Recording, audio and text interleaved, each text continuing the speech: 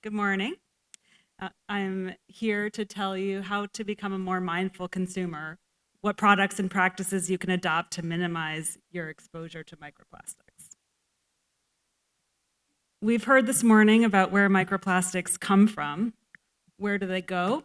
Well, 12 billion pounds of plastics are dumped into the ocean each year.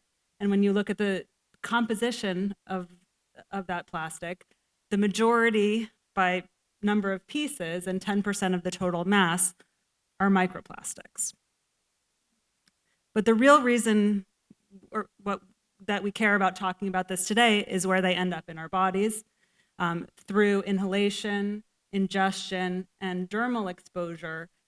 These microplastics end up in every part of the body. Every organ that's ever been studied has demonstrated evidence of microplastics.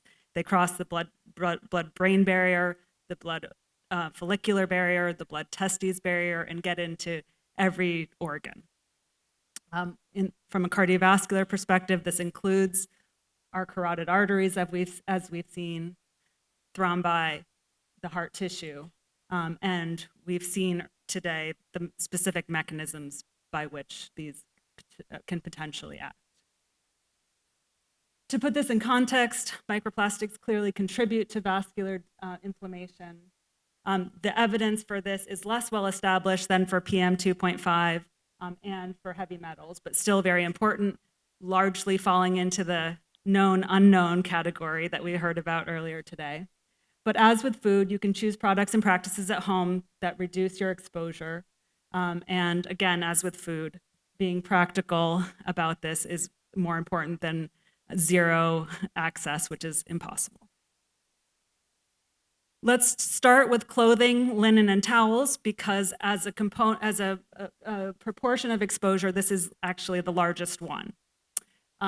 So synthetic fibers like polyester, nylon, and acrylic shed microplastics into the air and water through wear and laundering. There is actually also absorption into the skin, particularly for nanoplastics that are less than 1,000 nanometers.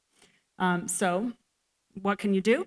You can buy less of these synthetic items.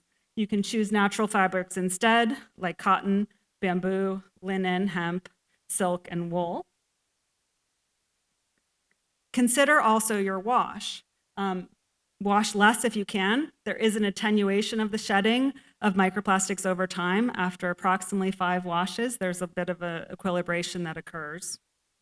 In addition, microfiber filters are available for your washing machine. These are on the more expensive side, $150 to $250, but on the lower end of the price range, you can buy certain laundry bags. Guppy Friend is one example of these that actually filter out the microplastics from your wash. Food preparation is a very important topic. The major principle here is that heat accelerates the leaching of plastics into food and promotes the oxidation of the plastic particles. Again, we heard about the processing of these, especially tiny particles, is problematic. So a very important principle is avoid heating food in plastic containers, especially in the microwave. The mechanism of plastic transfer from the microwave compared to stove and other heating technologies is significant. Beware the phrase microwave safe. All that means is it isn't going to melt in your microwave. It doesn't mean that it's not going to shed microplastics into your food. After researching this talk, I personally am not going to ever buy microwave popcorn again. There's something specific to the lining of containers that hold oily foods. So soup cans, microwave bags that are particularly rich in microplastics, and because you're heating those foods, they're particularly prone to shedding. The lining of nonstick pans can also leach microplastics into your food. So as a principle, choose your vessel carefully. If you have the option for metal, glass, ceramic, or cast iron, choose that instead. Another term to be careful of is BPA-free. Now, BPA was banned from baby bottles in 2012 because it was clearly shown to be an endocrine disruptor that led to developmental harm in infants. However, we haven't had similar legislation for adults. The BPA leaches into liquids, particularly when heated. Again, heat being a very important principle of the transfer. But the reason that you need to be careful is that you can replace bisphenol A with bisphenol S, for example, or another similar compound that can cause similar endocrine disruptions. BPS may be more heat stable, but it also may be more potent. So be careful with your labels, but BPA-free is not a bad place to start. Disposable cups. This was very interesting to me. Disposable cups, whether they're made of plastic or whether they're paper cups, often have a lining of microplastics. That's to prevent leaks. The lids, of course, are often made of plastic as well. And as with food preparation at home, heat causes the lining to break down and leaching microplastics into the beverage. And this is a very significant effect. The order of magnitude can be more than 50-fold. So when you have a choice, choose a ceramic cup or a travel mug instead, especially for your coffee, tea, or other hot liquids. Turning to cosmetics and toiletries, certainly you want to avoid microbeads. These are small components that are found in the scrubs and washes.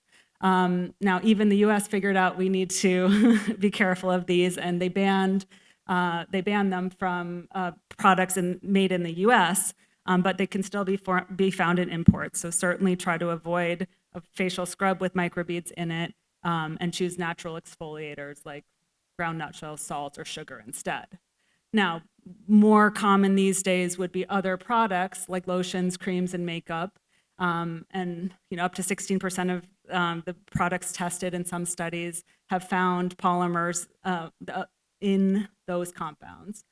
So minimize those when you can. I would also caution you against a product that calls itself microplastic free, but at least it's a move in the right direction. And there are some alternatives out there. I actually tried these in preparation for the talk. There's tooth tablets that you can use instead of toothpaste that comes in plastic tubes. Actually it tastes great. I've actually converting, especially for travel, it's great. And then bar soap, bar shampoo, etc. A final word, thermal receipts often contain BPA.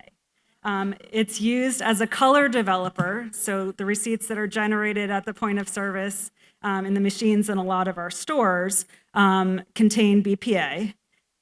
Transfer is enhanced if you have hand sanitizer or if you have lotion on your hands.